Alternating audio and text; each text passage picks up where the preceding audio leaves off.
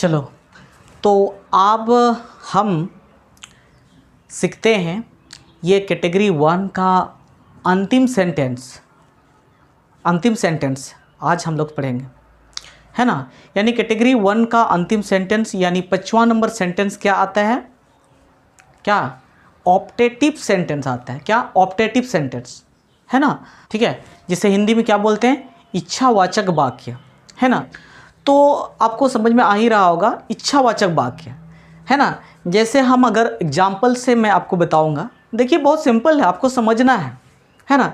जैसे मान लो तुम्हारा दोस्त का एग्ज़ाम है और एग्ज़ाम लिखने वो कहीं जा रहा है ना। तो अगर तुम उससे मुलाकात किए, एग्ज़ाम लिखने जा रहा है उससे मुलाकात किए, है ना, तो उसको क्या बताया कि तुम एग्ज़ाम लिखने जा रहे हो, तो आप उनको क्या कहेंगे? कुछ कहेंगे या ऐसे बोलेंगे? बोलेंगे ना, कुछ तो कहेंगे ना, है कि नहीं। मान लो तुम्हारा दोस्त एग्ज़ाम लिखने जा रहा है और आप तुम उससे मिला, तो कुछ तो कहोगे ना भाई, कि ऐसे कुछ ऐसे चुप बैठोगे? ऐसे ना, कुछ तो कहोगे ना। तो क्या कहोगे? बोलोगे ना, चलो भाई एग्ज़ाम ठीक से लिखना, बेस्ट ऑफ लक, है ना।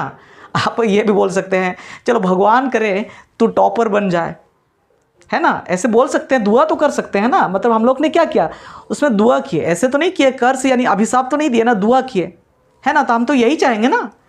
तो यही है, बस ऐसे ही सेंटेंस है ये। ऑप्टेटिव सेंटेंस ऐसे ही होता है। यानी ऑप्टेटिव सेंटेंस से हम सीधा क्या समझेंगे?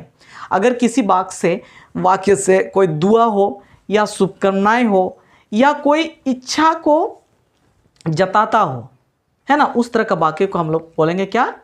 यह इच्छावाचक वाक्य, या हम बोल सकते हैं ऑप्टेटिव सेंटेंस। समझ में आया? तो हम लोग लिख लेते हैं ऑप्टेटिव सेंटेंस और इसको डिफिनेशन थोड़ा सा लिखते हैं। अब यही चीज को लिखना है, ठीक है।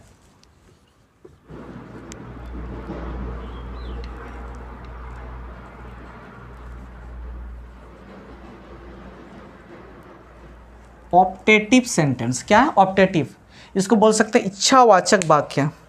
क्या बोल सकते हैं? इच्छावाचक वाक्य।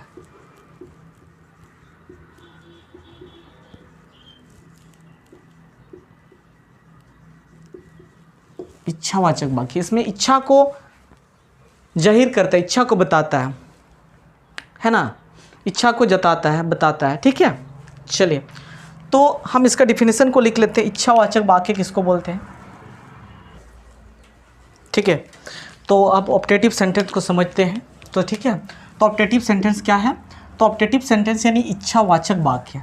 तो मैंने क्या लिखा है, जैसे जब हम किसी को दुआ, शुभकामना या मन की कोई इच्छा जताते हैं, तो इस तरह का वाक्य को हम क्या बोलते हैं? ऑप्टेटिव सेंटेंस कहते हैं। क्या बोलते हैं? Optative sentence.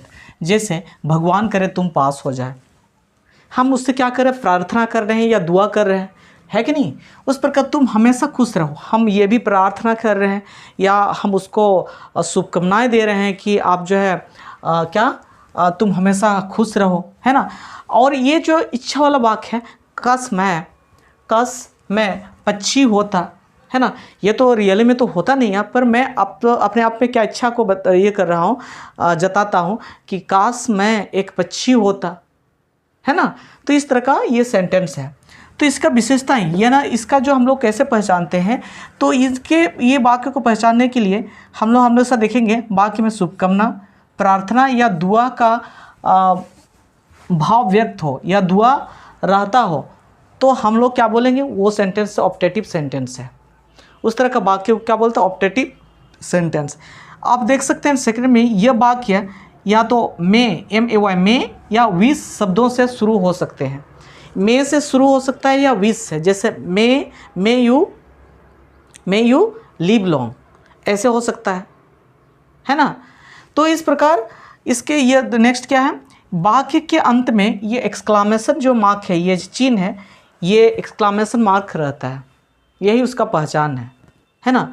बहुत बड़ा सेंटेंस नहीं है, लेकिन ऑप्टेटिव सेंटेंस का और भी ये गुण है, ठीक है। ऑप्टेटिव सेंटेंस का और भी गुण है, लेकिन हम फिलहाल के लिए ये ऑप्टेटिव सेंटेंस को इतना ही हम लोग जानेंगे, ठीक है। और बाकी जो है बाद में इसको हम लोग जैसे जैसे हमारा जो है जो धीरे धीरे करके हम उनको और भी सीखते जाएंगे, ठीक है। तो हमारा जो सेंटेंस था, सेंटेंस का टाइप था, ये वाक्य के जो प्रकार था कैटेगरी 1 के आधार पर, ये कितना है, ये 5 है। ये सारा हम लोग ने पढ़ लिया, ठीक है। आप इसको घर में जा कर के थोड़ा सा आप रिवीजन करिए इसको और समझने का प्रयास करिए।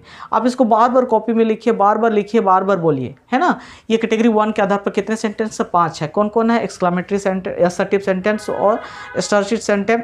असर्टिव सेंटेंस है, इंट्रोगेटिव सेंटेंस है, फिर इम्परेटिव सेंटेंस है, फिर एक्सक्लामेटरी सेंटेंस है, ऑप्टेटिव सेंटेंस है। इसको बार बार अगर पढ़ेंगे तो बिल्कुल आप इनको याद कर सकते हैं और समझना है किस तरह का सेंटेंस क्या होता है ना, कौन सा सेंटेंस में क्या क्या होता है, इसको समझ जाएंगे, ठीक है। इसके बाद इसको समझने की कोशिश करेंगे, कौन सा सेंटेंस का डेफिनेशन क्या है ना, इसको कैसे पहचानते, उसका विशेषताएं क्या है, ये सब हम लोग समझेंगे और एक एक करके याद करेंगे, ठीक है। तो इस प्रकार आप इसको लिख लीजिए, ठीक है।